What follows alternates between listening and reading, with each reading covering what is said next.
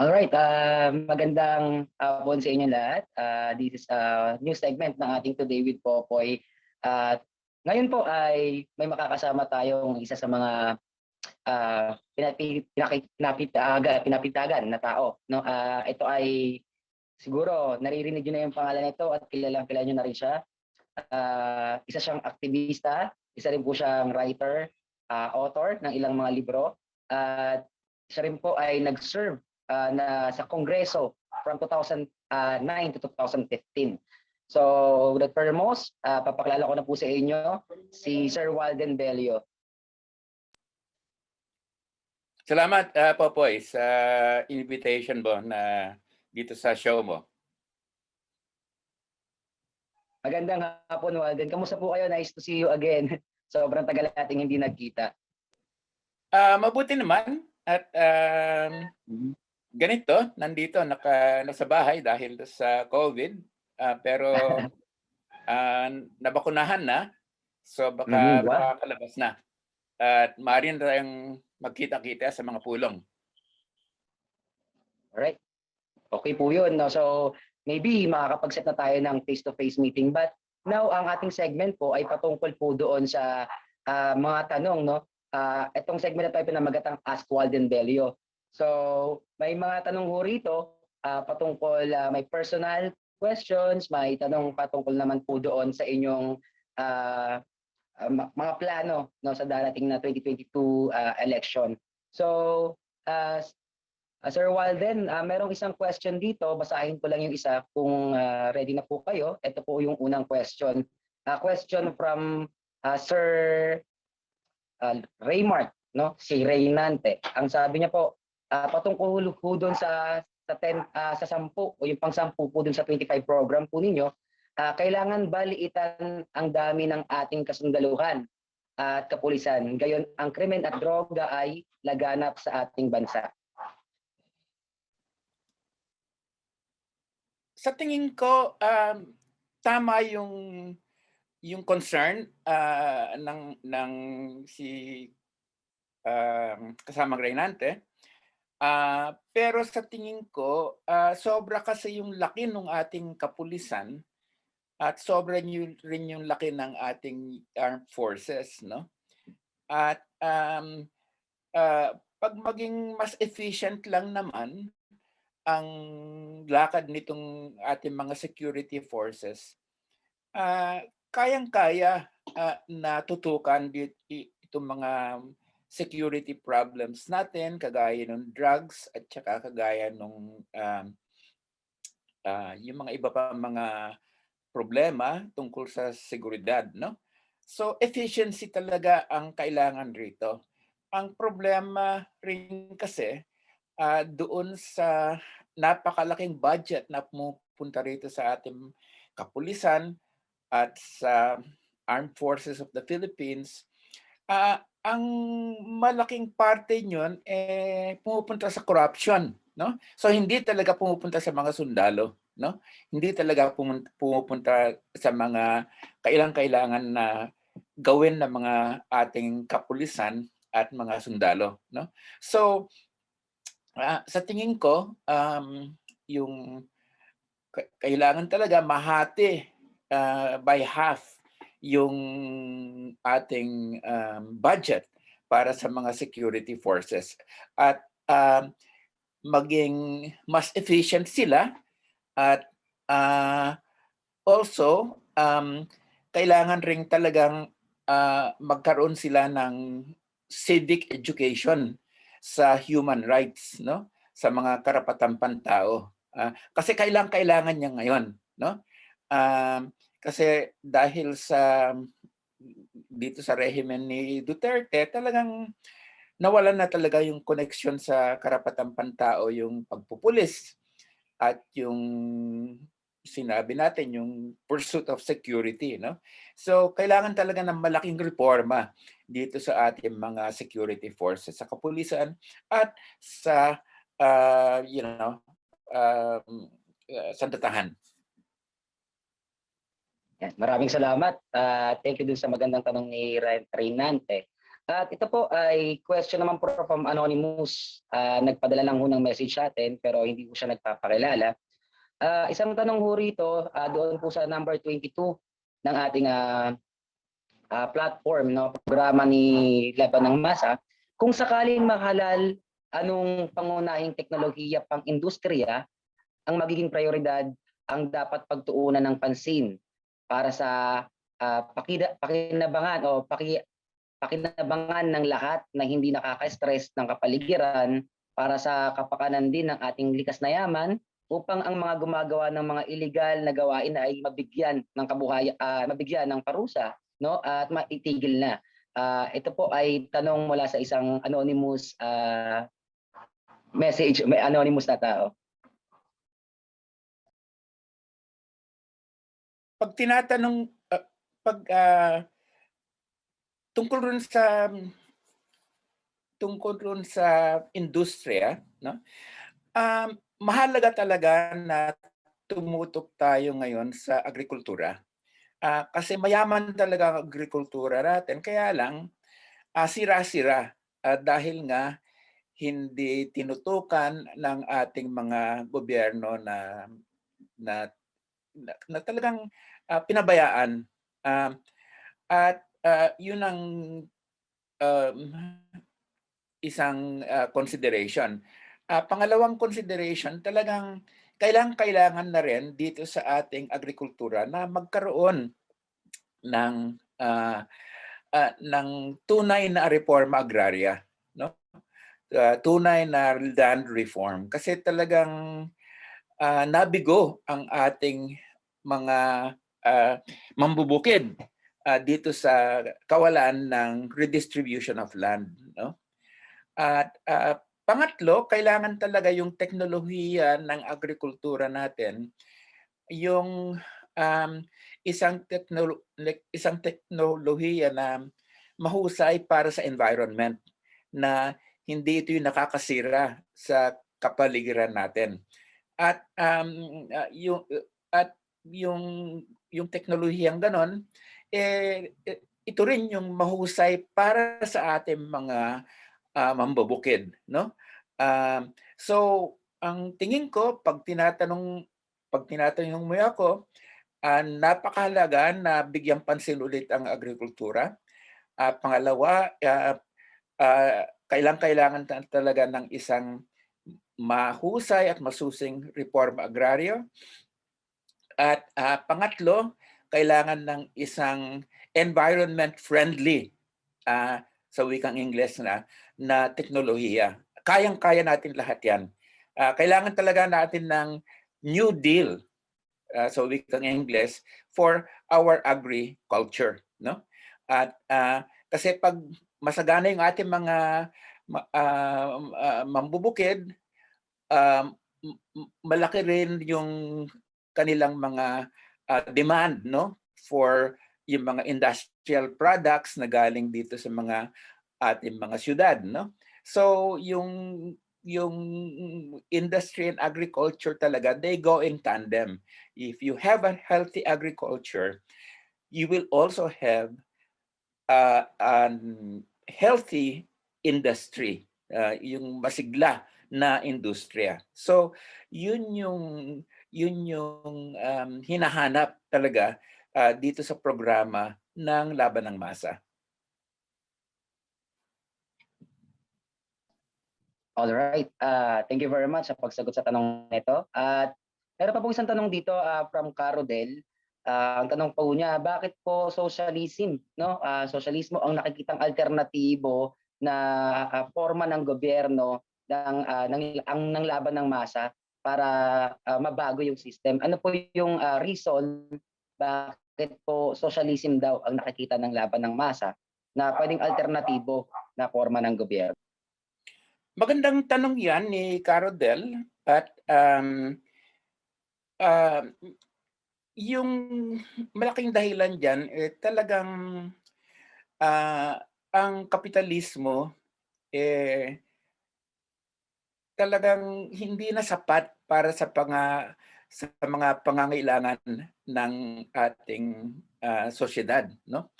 At nakikita naman natin napakalaki ng mga yung tinatawag natin na income inequality, yung hindi pagkapantay-pantay dahil sa kapitalismo. Nakita na rin natin na nasira ang ating kapaligiran ng mga capitalist industrial processes, no? At nakita na rin natin dito sa Pilipinas na yung malaking epekto ng kapitalismo ay yung lumalaganap talaga at umiigting na kahirapan ng ating mga mamamayan, no? So, nakikita naman natin na yung sinasabi nga sa English that capitalism has been tried hindi lang sa Pilipinas kundi sa buong mundo and it has failed, no?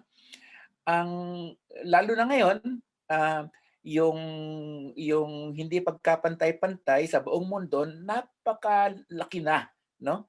At maski sa Amerika nga sinasabi na ng maraming mga tao roon na kailangan na ng bagong mode of production, bagong sistema ekonomiko, no?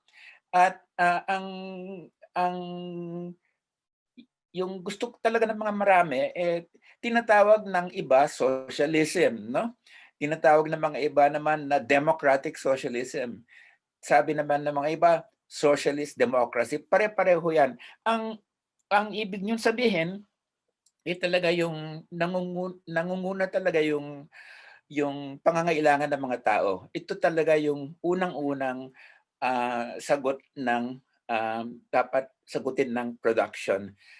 Pangalawa, kailangan ng isang sistemang magkapantay-pantay, equality, an equal distribution of income, no?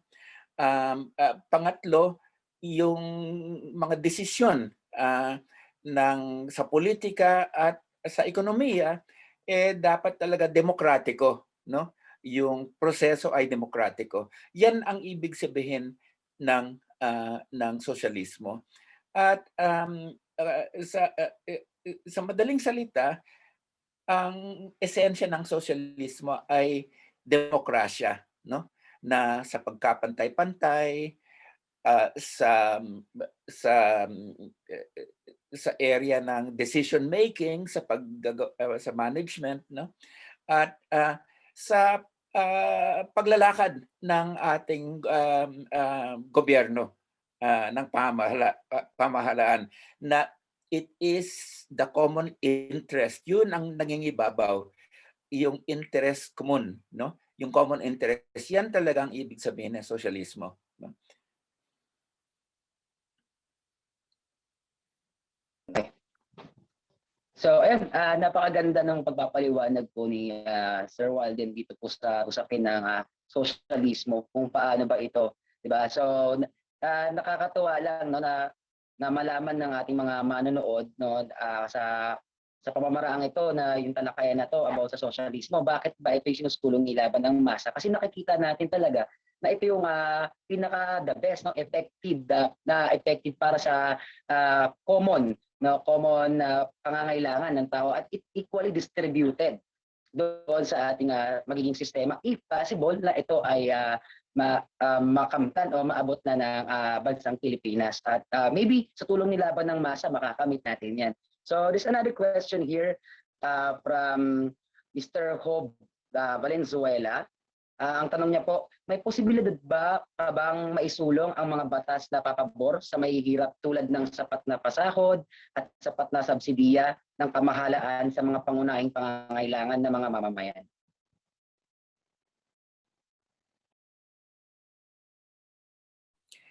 Sa tingin ko, kaya natin yan. Pero hindi natin sinasabing madali, no? Kasi malakas nga yung mga vested interest na tinatawag natin, no? Napakalakas ng mga yung mga malalakas na pamilya, no? Kagaya ng mga Duterte clan, yung mga Marcos clan, talagang kinukup lahat nito ng mga mga pamilyang ito yung kayamanan ng bansa, no? Napakalakas rin ng mga tinatawag natin na mga monopolyo, no? yung mga industriya na hawak nila Lucio Tan, nila Henry C. At sila Rason, sila Pangilinan, no? Yung San Miguel Corporation, ni Ramon Ang.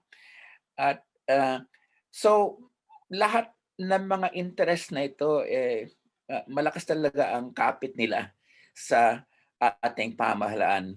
At ito rin yung mga taong, kasi may pera sila, lagi nila binubuhos sa halalan para manalo yung mga kandidato nila, para maglabas ng mga batas na pabor sa kanila.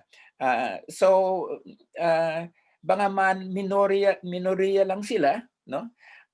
Dahil nga sa control nila sa sa sa kayamanan, no, ng bansa,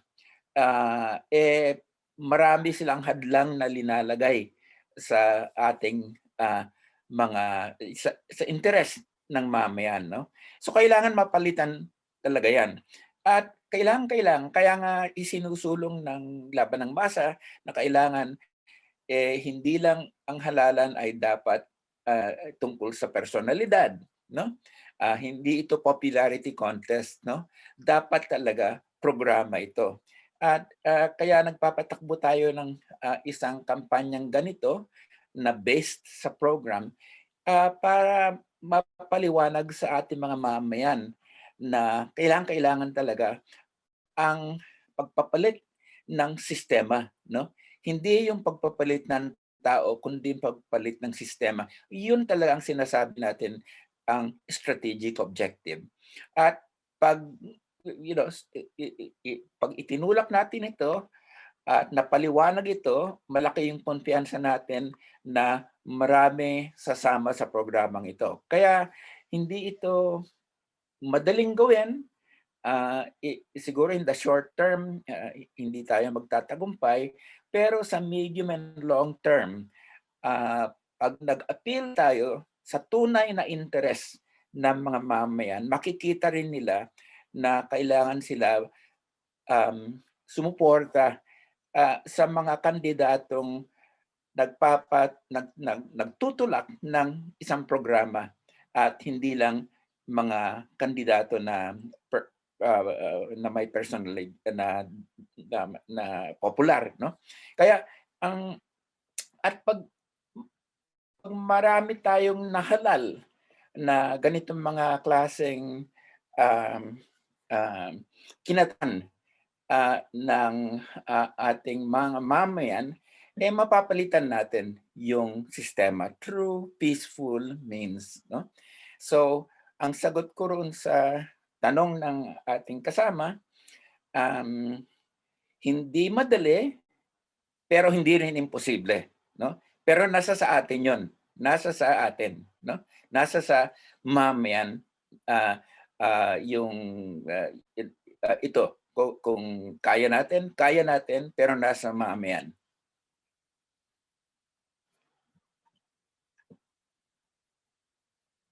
Alright, gusto ko yung yung part na po na nabanggit niyo na hindi na kailangan naman magpalit, no? Hindi kailangan magpalit ng tao kasi hindi tao yung papalitan, which is yung bulok na sistema dapat ayun yung palitan ng maayos at talagang para sa mamamayan, hindi para sa pangsarili. Like nabanggit niyo naman po yung mga personality, mga personalidad na sikat, no? Na talagang nakokontrol nila dahil sa laki ng pera nila, ng kayamanan nila, nakokontrolan nila yung sistema ng ekonomiya, pati yung sistema ng politika. Magandang parte ho yun na hindi kailangan palitan ng tao o palitan yung taong nakaupo dyan, kundi palitan ang sistemang umiiral sa atin na hindi pumapabor sa mamamayan, kundi doon lamang sa mga mayayamang kapitalista na nabanggit kanina.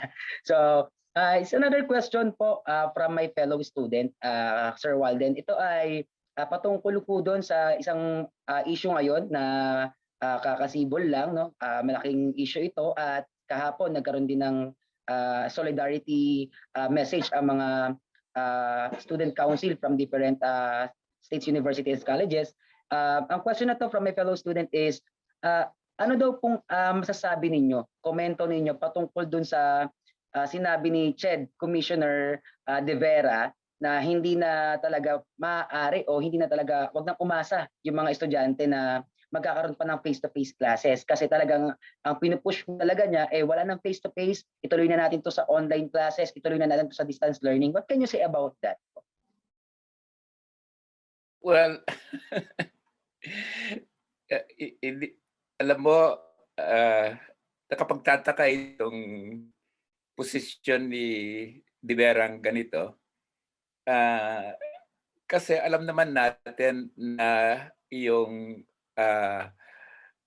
learning, no, yung education, hindi lang yan galing sa teacher at sa pupil, no? At yan ay isang prosesong sosyal, no? Napakahalaga yung magkasama na ng mga bata, ng mga estudyante, nagkakasama sila sa isang prosesong komun, kolektibo, no? At dahil dito, yung pagtutulungan nila at yung magandang dialogue, yung magandang sa classroom, yung palitan ng mga opinion, no, sa classroom, napakahalaga yon dito sa process ng education, ng proseso ng pag-aaral, no? So si De Vera siya lang yata ang taong nagtutulak niyan, no? Kasi maski tingnan mo sa iba-ibang bansa, gusto talagang bumalik lahat, no, sa face-to-face learning after itong COVID-19, no? Kasi nakita na nila na hindi lang pagod yung mga estudyante, hindi nila nakukuha talaga yung kailangan nila, no, dito sa long distance learning kasi napaka-individualistic yan, nawawala yung collective process, no, na mahalaga talaga sa pag-aaral, no? Magbibigay na lang ako ng example sa iyo, kasi bawat taon nagtuturo ako sa Amerika, no? Doon sa State University of New York, no? Professor ako roon. At sabik na ang mga estudyante, ang faculty, ang administration na bumalik na sa face-to-face learning. Kasi nakita na nila na hirap na. Wala talagang nakukuha malaki dito sa long distance learning. So, sa tingin ko, si Mr. De Vera, hindi ko nga alam kung ano yung mga motives niya kasi siya lang talaga ang alam kong tao na nagsasabing long distance learning is the only way to go at forget all about face-to-face learning. Sa tingin ko, hindi naging teacher itong mamang ito no? Sa tingin ko, hindi talaga siya sanay sa pagtuturo. Kasi alam mo, sa pagtuturo, yung interaction ng mga estudyante at nung teacher, nung guro, collective process yan. Mas ko yung guro, may nakukuha siya. He or she learns something from this collective process. Kaya, unang-una, sa tingin ko, walang experience ito si De Vera sa real teaching, no? Pangalawa, yung position niya, siya lang yata talaga ang taong may posisyon na ganyan, no? At pangatlo, hindi ko talaga alam yung motive niya. Siguro gusto lang niya lumantad, na controversial figure. Nandito ako, hoy, makinig kayo sa akin. Hindi ko nga alam pag seryoso nga siya o nagiging komedyano lang, no? Dito sa pag-advocacy niya ng total long distance learning. Kaya lang, ito nga ang problema sa kabinete ni Duterte kasi ang daming siraulo, no? Kagaya nito si Popoy de Vera, alam na naman natin yung mga ibang siraulo niya kagaya ni Roque, yung yung press yung spokesman niya. So nagkakasama lahat itong mga komedyano, no? So yung kriminal at komedyano nagkasama rito sa gabinete ni Duterte. Kaya wag natin seryosohin yang si De Vera kasi sabi nga nila, naghahanap lang yan ng attention, no? At so yun ang tingin ko, wag seryosohin itong mga siguro yung mga pag sasagot ang mga ating mga estudyante kay De Vera, siguro yung yung sagot na lang hindi yung seryosong sagot kundi yung sagot na siguro itong taong ito kailangan hindi nasa labas ng Mandaluyong, no? Gano'n.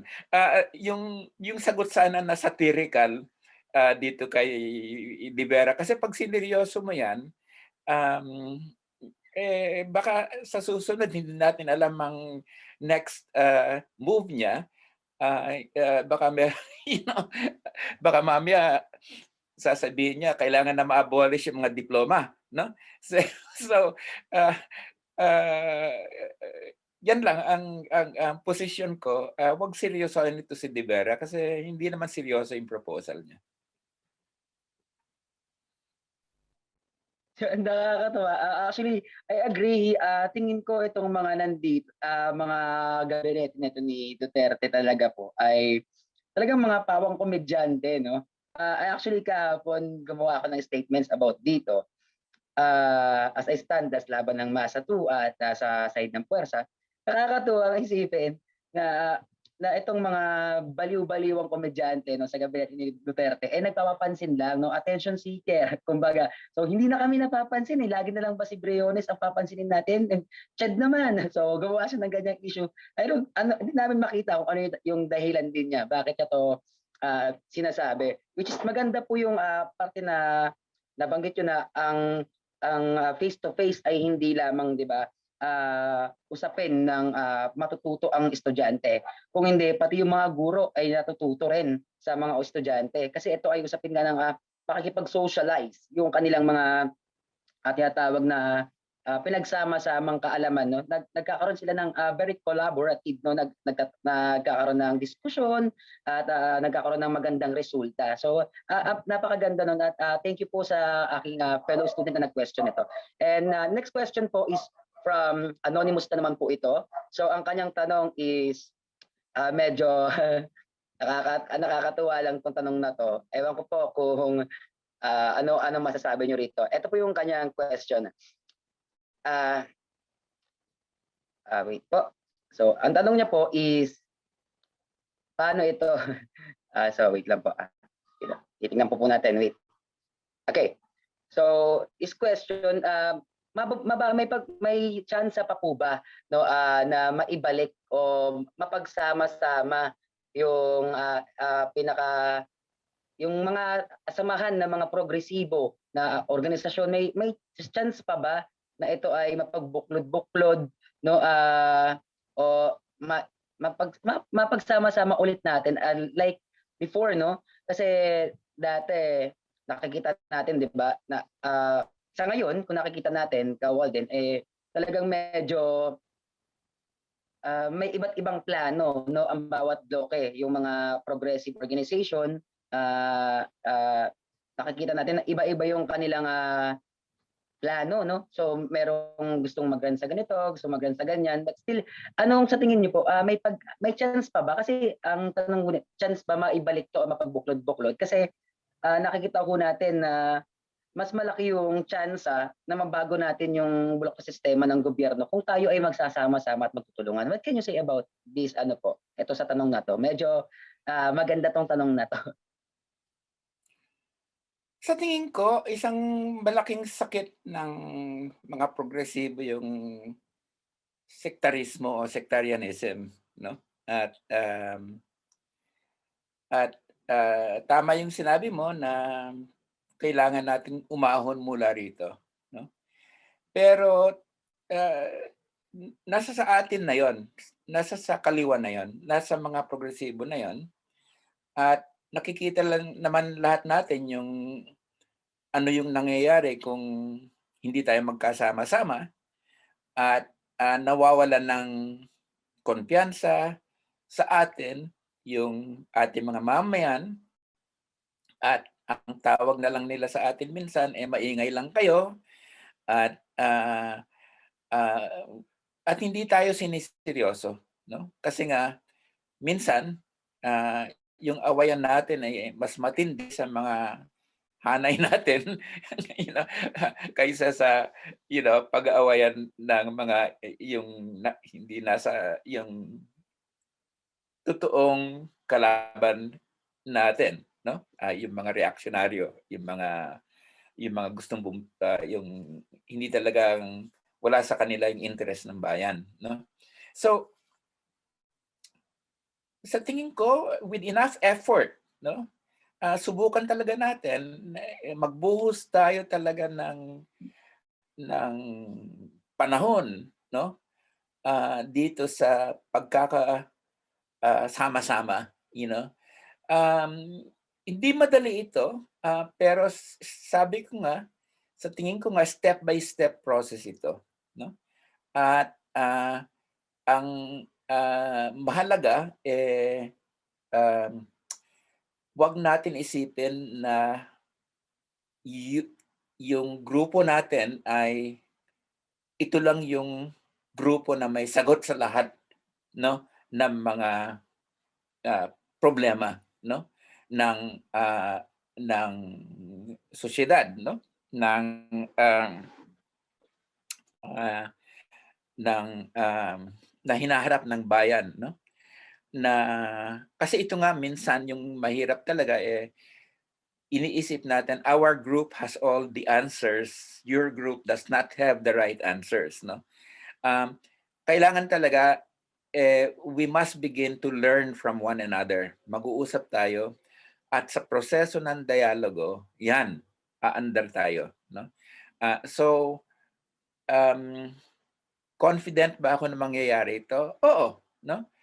Kasi nakita na natin, 'no, itong, ah, 3 dekada na pagkaka-split, 'no, nakita na natin yung resulta nito. At, kailangan na yung movement back, 'no, to unity at, mula dito sa proseso ng, ah, pagkakahiwalay, 'no. So yan talaga ang tingin ko ngayon, kaya nating gawin ito pero dapat nandun talaga yung nasa loob, you know, ng isa't isa sa atin, iba-ibang grupo na, tumungo rito at, at 'wag nang maging sectarian, 'no, you know? So 'yan lang ang masasagot ko, hindi madali, pero kaya natin kung naroroon talaga yung sinasabi natin, "If there is a will, there is a way."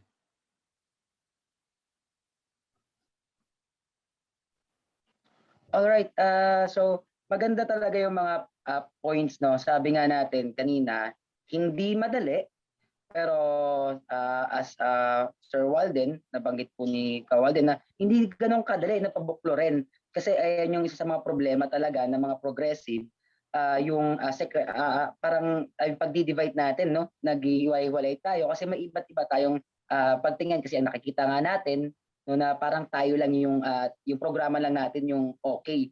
So I think, maganda yung punto na sinabi na hindi madali pero kakayanin natin kung tayo-tayo ay magtulong-tulong, magsama-sama sa iisang, hadikain na baguhin natin yung bulok na sistema. Last question na po, Sir Walden, from,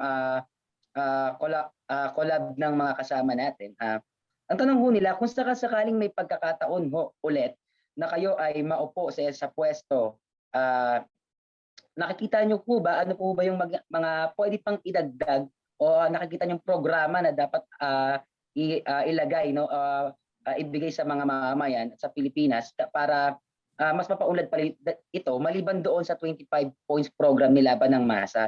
So what your ano daw yung mga kaya pa ninyong ilagay o idagdag kung ano may nakikita pa ba kayong problema o pwede pa nating ano yung mga bagay na sa sarili ninyo hindi ko bilang isang Laban ng Masa, sa sarili ninyo kung paano ito mababago o mga programang makakapagpaayos sa ating lipunan kung sakasakaling kayo ay magkaroon ng pagkakataon makabalik sa posisyon. Well, siyempre yung 25-point program, yun yung mga nakikita natin na mga fundamental points na kailangan isulong ng Laban ng Masa sa para sa kabutihan ng bayan, no? Pero marami pa rin tayong hindi na isama roon, no? O meron pa tayong kailangan talagang klaruhin, no? Kagaya ng isa, kailangan siguro talaga natin na doon sa pagtutulak natin ng pagkapantay-pantay, ma-address rin natin yung maging tunay na walang diskriminasyon laban sa kababaihan at sa mga kasama natin na LGBTQ, no? So kailangan siguro dito magkaroon tayo ng separate but strong program, no? So at isama natin yan number 26 or number 27, no? Kasi isa pa yung para sa ating mga cultural minorities, no? Gaya nung sa parte ng kababaihan at ng LGBTQ, yun ring yung 25-point program konti lang nasasabi tungkol sa pangangailangan ng ating mga cultural minorities, no? So kailangan talaga yung indigenous communities, no, na yung mga pangangailangan nila, yung mga aspiration nila maisama rito, no? At siguro yung programa sa environment. Merong tayo mga points diyan on the environment program. Siguro may isasama pa tayo tungkol sa yung total log ban at iba pang mga ganitong mga measures, no? At na to stop yung environmental decline, no? At doon siguro sa parte ng ating mga manggagawa, yung kailangan yung mga measures, no, para sila ay gumanda yung buhay nila, no? Talagang sila ang magiging center of decision making dito sa ating mga pabrika, no? So ito yung mga lahat nito covered doon sa 25-point program pero not completely, no? So kailangan siguro i-separate at gawin specific points ito, no? So yung 25-point program, pag na-stretch mo yan, nako-cover yan ng maraming mga dimensions ng pangangailangan ng ating bansa. Pero yung siguro kailangan lang talagang himay-himayin, no? Para isama, para klaruhin talaga yung impact for different social sectors, kagaya ng kababaihan, kagaya ng cultural minorities, kagaya ng LGBTQ, kagaya ng para sa mga manggagawa, kagaya ng mga para sa ating mga mambubukid, no? So marami pa tayong masasabi, pero ang problema talaga hindi ka naman maaaring magdala riyan ng isang 50-point program kasi mawawala ang mga tao sa programa mo. Okay? At in fact, pagdating sa kampanya, siguro kailangan na tumutok tayo sa mga 6 or 7 points, no? Na yun ang gusto nating manatili, sa pag-iisip ng ating mga kababayan, no? 5 to 6 or 7 points. Kasi may nagsabi na rin na yung 25 points mo siyang, no, mahalaga yan as a starting document, no? Para makita ng mga tao, seryoso tayo na to address everything. Pero pagdating na sa kampanya, dapat siguro ma-reduce natin yan to a few points para manatili kung ano talaga yung what we stand for doon sa pag-iisip ng mga ating mga kababayan. All right, I agree doon sa sinabi ninyo na kasi halos nasa 25 points program nang binasa ko namin ito ay parang broad eh. So ito na yung pinakabuuhan na pangangailangan, no? Cover niya na, ang lawak ng cover nitong 25 points program ng laban ng masa, which is talaga makikita mo may usapin ng about sa labor. Iba't ibang sektor ang bitbit ng programang ito at tingin naman natin, no, maybe kung hindi pa ito sasapat ay may mga bago pang problema na darating o wag naman sana, pero tingin ko si laban ng masa ay makakaisip pa yan, no, ng ibang alternatibong solusyon o pamamaraan na pwede natin idagdag na pwedeng 26, 27 gan sa points program natin. And I agree doon sa facts na kailangan natin na on election day or on a campaign day. So we need to focus doon para alam natin kung sino talaga yung vulnerable na kailangan nating tulungan at fokusan. So I like the facts na ganun po dapat tayo.